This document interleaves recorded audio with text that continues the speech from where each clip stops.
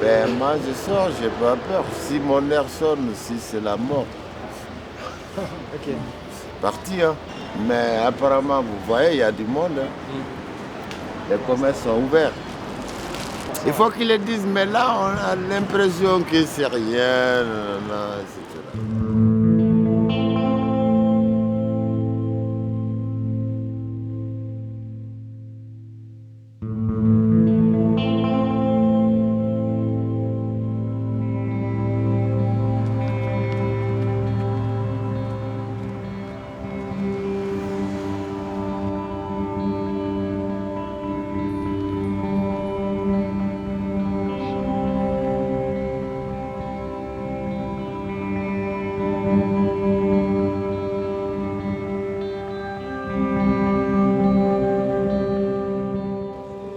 Mais en tout cas, c'est peut-être le dernier beau jour qu'on pourra vivre à l'extérieur. Après, il faudra s'habituer à le vivre depuis nos appartements.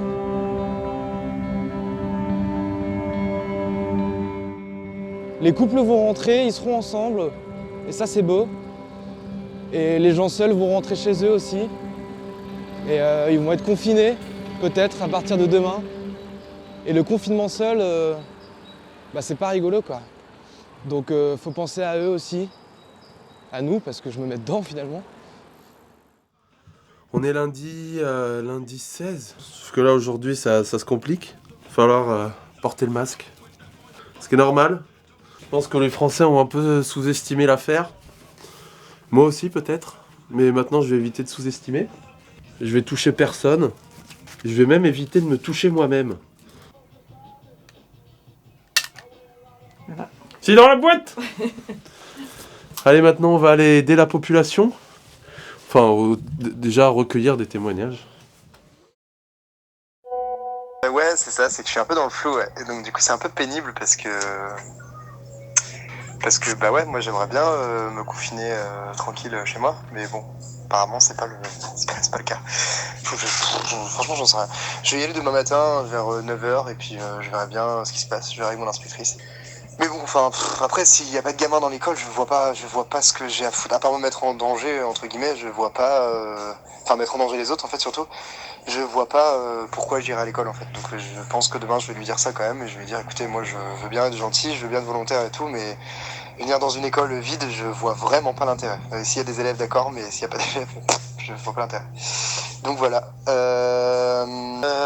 Voilà, bah écoute, bon confinage à vous, les enfants. Prenez soin de vous et puis bah ouais, on se tient au courant le plus souvent possible parce que je pense que de toute façon on va bien se faire chier quand même au bout d'un moment, donc je pense que ce serait plutôt cool même de se faire des petits apéros à distance et tout, voilà, ce serait sympa.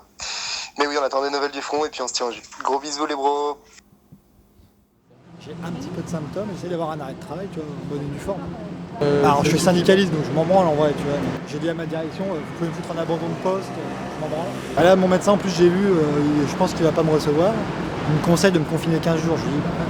Normalement il y a des ASA, des autorisations spéciales d'absence pour les... Bon là j'ai un masque pour les transports. En plus je viens de Bagneux, à Bagneux c'est la guerre. Tout est calme mais c'est juste pour soigner, c'est pas possible. En plus j'ai fait la campagne des municipales, je te raconte pas. Au boulot nous, les gens qui ont des gosses continuent d'aller au boulot. Donc c'est des bombes virales potentielles.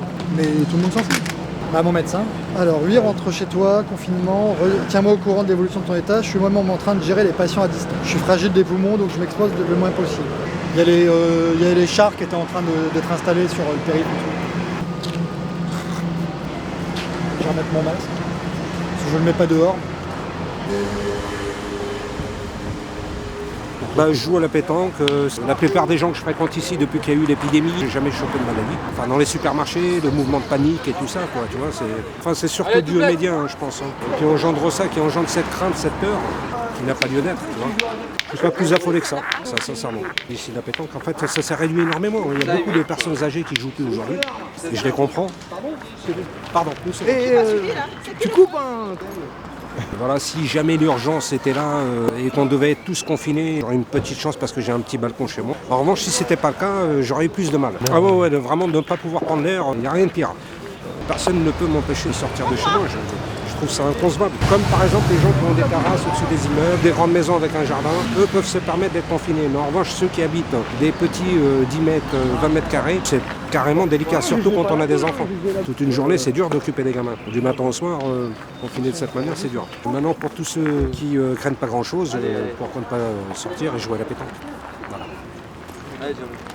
Coupez.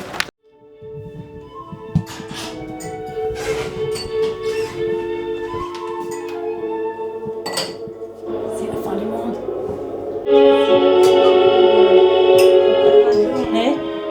Voilà, on écoute la radio parce que Internet ne fonctionne plus très bien. Je pense peut nous permettre de réfléchir sur nous-mêmes, de nous retrouver, d'être de nouveau ensemble et d'aller plus à l'essentiel.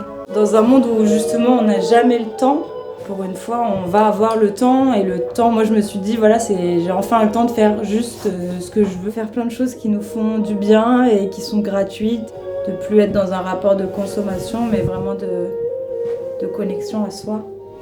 Par contre la lentille n'est pas très propre, hein, si je peux me permettre. On fait pas du cinéma, nous on fait du reportage. Tu peux te filmer comme ça, c'est un style. Tu peux être flou, c'est très bien aussi, quoi. Je pense que le mot d'ordre c'est n'ayez pas peur de rêver, mais chez vous.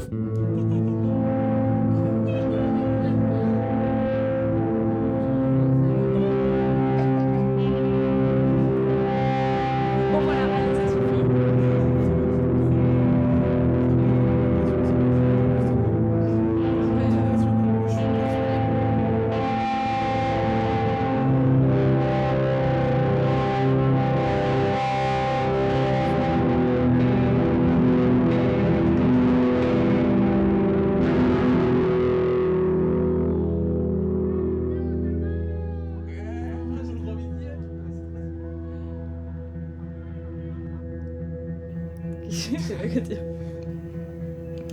Jour 1.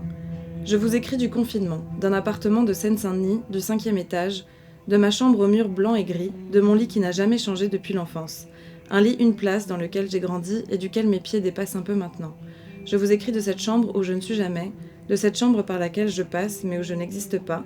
Alors certes, il y a mes vêtements et mes livres, il y a mes cahiers d'école dans un coin, la lettre que tu m'as écrite que je garde près de moi.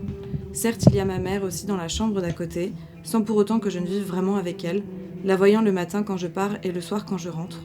Comme cette chambre dans laquelle je suis et qui est d'abord celle de mon absence. Et je me dis alors qu'il est là, le défi du confinement, dans la reconquête du lien, dans la redécouverte de nos chambres qui deviennent dès maintenant nos seuls abris atomiques.